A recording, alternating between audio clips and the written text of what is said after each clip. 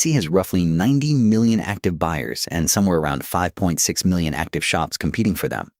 That sounds like a crowded room, not a gold rush. And the income data confirms it. By one widely cited estimate, the median Etsy shop pulls in about $574 a month, and a majority of shops earn less than $100 a year. So the platform clearly works for somebody.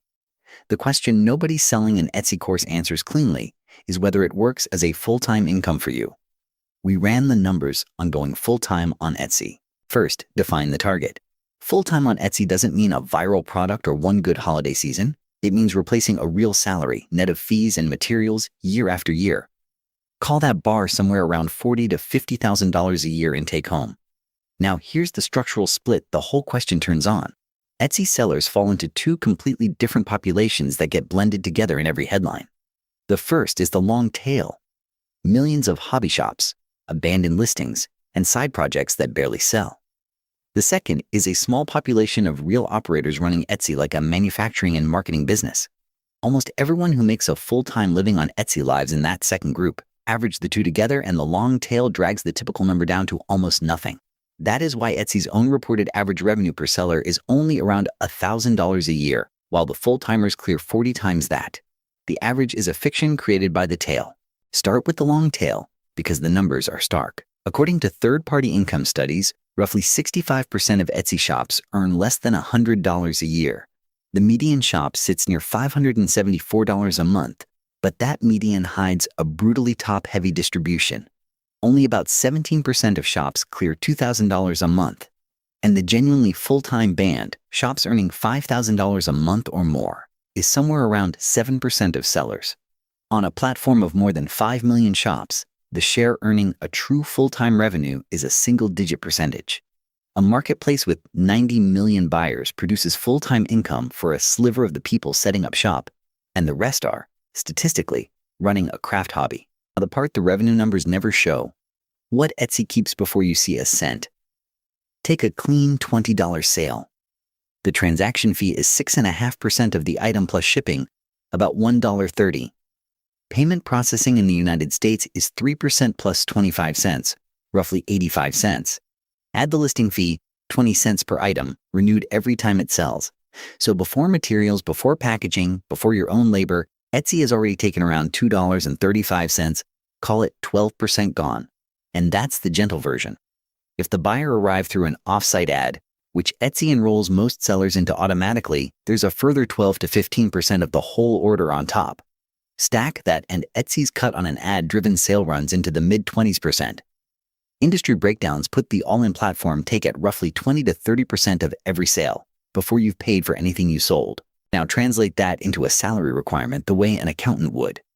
Say you want $40,000 a year in actual take-home. Assume a typical handmade margin where Etsy's fees plus materials and shipping eat roughly half of your sale price, which is generous, not pessimistic. That means you need around $80,000 in gross sales just to clear $40,000 in profit. At an average order around $20, that is 4,000 orders a year, more than 10 paid orders every single day, holidays included, before you've answered a customer message or restocked a single item. That is not a hobby that grew. It's a small manufacturing and fulfillment operation with one employee, you, working full days. The fees don't kill the full-time path, but they roughly double the volume you have to push. And that volume is the wall most sellers never climb. And the math is getting harder, not easier, because of what's happened to the marketplace itself. For years, Etsy's story was explosive seller growth. The shop count ballooned past 9 million during the pandemic craft boom. But buyers did not keep pace. By late 2024, active buyers had actually slipped, falling a couple of percent year over year to under 90 million, while the marketplace was flooded with listings. Etsy even began deliberately culling its core seller count, pulling it back toward 5.5 million to protect trust and quality. Strip it to the ratio that matters. Roughly 90 million buyers across millions of shops, with marketplace sales of around $11 billion total. A saturated marketplace means more sellers fighting over the same flat pool of buyers. The tools to start a shop got easier. The odds of standing out got worse. Here is the pattern that separates the few full-time sellers from the majority. The shops that go full-time almost never behave like crafters who opened a storefront. They behave like small businesses that happen to use Etsy as one sales channel. Look at what they share. They sell products with real margin, often digital downloads, where there are no materials and no shipping, so the fee stack is the only cost, and a sale is almost pure profit. Or they run print on demand, so each order isn't eating their evening. They list deep, hundreds of products, not a dozen, treating the catalog as inventory, not as art. And critically, most don't stay trapped on Etsy at all.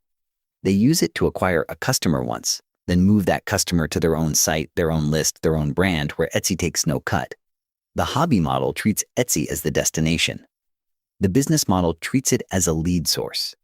That single difference shows up in the income data as the gap between the long tail and the full-timers. So, can you really make a full-time income from Etsy? The honest answer is yes, but only for a single-digit slice and almost never the way it gets sold.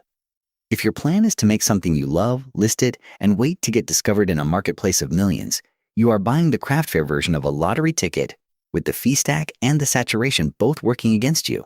But if your plan is built like an actual business, high margin or digital products, a deep catalog, fees modeled before a single sale, and a deliberate move to own the customer off platform, then full-time is a reachable number, because that's exactly what the full-timers are doing.